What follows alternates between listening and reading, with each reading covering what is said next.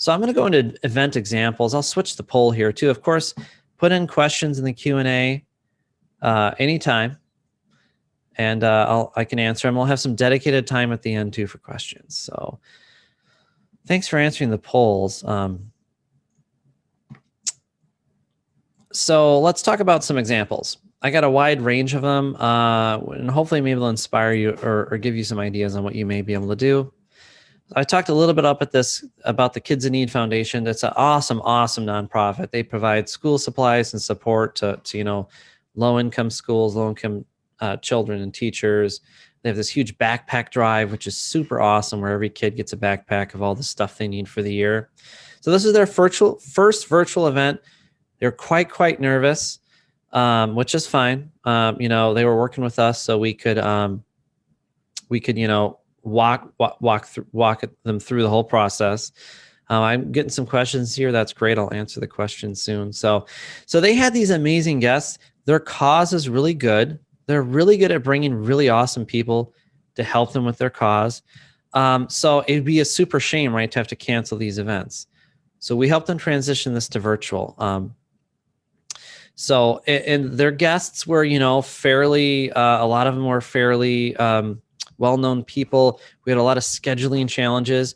We had to work around scheduling. So the solution to that was to pre-record some of those things. So this was a mix of pre-recorded. It's a fairly complicated, like action-packed script with a lot of guests, which was super cool. And the platform for this was we used OBS and Zoom, and YouTube was the ultimate platform that the people were on. So like I mentioned, we did this pre-recording with Shaquille O'Neal. It's fairly complicated setup, which required like bouncing back and forth between timing. And they also had a kind of a wide range of comfort levels with people on the event. Some people were in the entertainment industry. They're on TV all the time. And then other people weren't. So we kind of had to coach some people. So it was a great event. They had a really authentic, amazing conversation with these super awesome guests, many of whom people know. And it was very enlightening. So I think we're going to start doing potentially a lot more of these with them. I have this question. Can you example of time when things had not gone according to plan? Okay, I'm going to get into that, answer that question right now. What do you do when things don't go according to plan? So here's another example. We talked about this earlier. This was Mind Body Solutions. This was their main fundraiser. They have a program they run where they give away that work to the participants, the benefactors. It's totally free for them. So they need to raise a big chunk of money to cover that program. And this is what the event is for. We're actually going to do this again now virtually. So it worked out really well. And this one's really tricky because it's a very hands-on. It's like this yoga training type of demonstration event. So we had to replicate that. So what went wrong with this event? So what we did is we had different people participating in yoga, and we knew internet connection was not great for all these people. We planned on that ahead of time. So we kind of did what like an airline does, is we overbooked the group. We had more people than we needed. So when someone dropped off, we could just add the other person in. So although there's like 4 panels, Zoom, different kind of cameras on this screen, there was actually a lot more than that available. If people dropped off, we could put someone else in. So kind of overbooking the participants, that's an example when something goes wrong, right? So this was, the audience watched this on YouTube. We use OBS, we use Zoom. The donation platform was classy. It worked really well.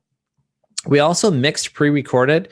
They had really high production value pre-recorded content that just kind of like was 2 minutes of, this is what we do, this is our message, this is why it's important. Awesome way to kind of get that information out quickly. And then they went to live Zoom content where they did interviews. This is an interview with Kevin Kling, a playwright and awesome guy, storyteller. And there's like real tears during this event. It was very emotional. It was very cool. So we leveraged the in-person stuff to make it really authentic and heartfelt. And we used high quality pre-produced stuff to just quickly get some messages across. So another one, this was a fundraiser. This was for Simpson Housing. This was Art for Shelter. They usually have sort of a gallery where people go, a gallery, and there's art and people buy the art, and they couldn't really do that because of COVID. I don't think the facility they were going to use was open anymore. So luckily their website's WordPress. So we were able to drop in a e-commerce solution to drive the art gallery, the sale of the art, all of that stuff. And it was awesome. It was a huge success. They're actually going to do it again. So they had a window of time where this sort of virtual store was going on where you could buy things. So this was a custom website plus WooCommerce and some plugins. The cool thing about it was a phenomenal shopping cart experience. So everyone felt very comfortable buying the art. It worked really well. They also had donations integrated right there. You could also donate if you just wanted to give them money. And the entire thing is based on WordPress. So it's based on their website. There's nothing new for them to learn. It's the existing website platform. They can control the entire experience. And they actually can turn this entire auction virtual gallery thing off and on, like really easily. So they can do it as many times as they want throughout the year. The South Dakota Healthcare Association, this is a digital conference type event. And this had a learning management system. It's very important. Their participants, they have to get continuing education credits. So this was a mix of pre-recorded and live content. They gave away some awards. They had some sponsor messages, things like that. And then they had a lot of meetings and sessions that were live as well. This really replicated a complete conference experience. You have the keynote, meetings, roundtables, booths, sponsors, mixer events where they gave away gift cards, and they had like this scavenger event thing. It was very cool. So that was a website, Lifter, LMS, Zoom, OBS, and Vimeo.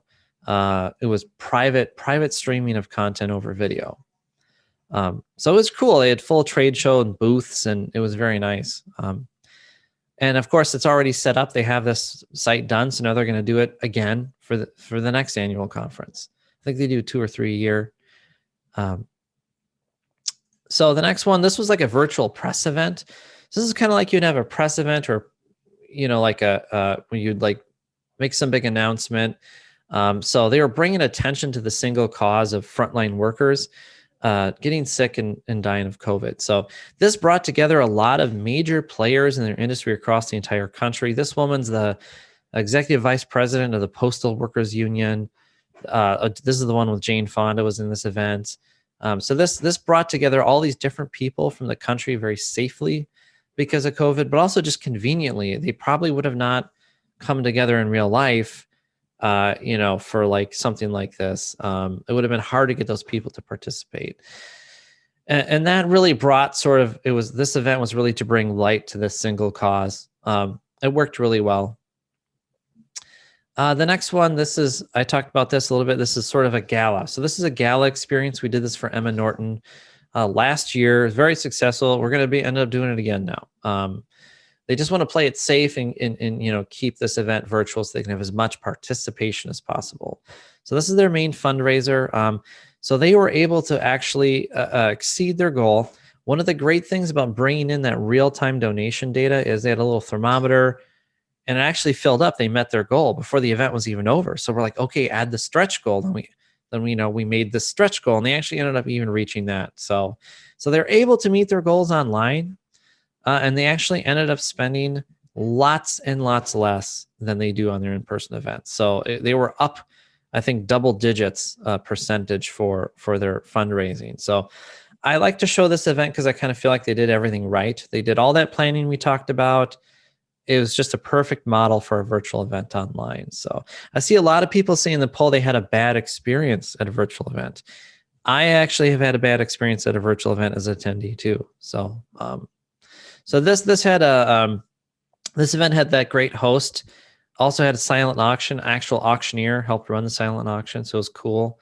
That was OBS, pre-recorded content, their auction platform. The audience watched it on YouTube.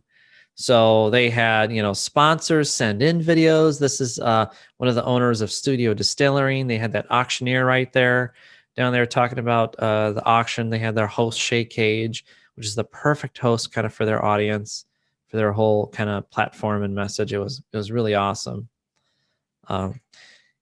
This is a roundtable event that we did, actually, that Arcstone did. Roundtable events are pretty cool. There's a really neat way to do them over Zoom, which is using the speaker spotlight view. So you can kind of see all the panelists in a strip, but then whoever's talking is very large. And it's really easy to switch between people. Someone kind of directs it that way, right? So we're leveraging Zoom in a very interesting way that was it wasn't really meant to do, but it works really well.